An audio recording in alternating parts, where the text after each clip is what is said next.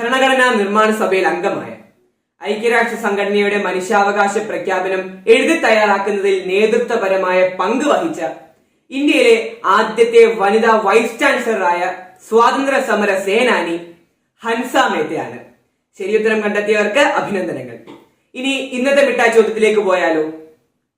ഇക്കഴിഞ്ഞ ദിവസങ്ങളിലാണ് ഏറ്റവും മികച്ച സീരിയലുകൾക്കുള്ള സംസ്ഥാന സർക്കാരിന്റെ അവാർഡുകൾ പ്രഖ്യാപിച്ചത്.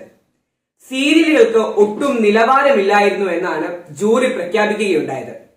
അപ്പോഴാണ് ദൂരദർശനിൽ 1989 പുറത്തിറങ്ങിയ 13 എപ്പിസോഡുകളുള്ള കൈരളി വിലാസം ലോഡ്ജ് എന്ന സീരിയലിനെ കുറിച്ച് കേൾക്കുകയുണ്ടായത്.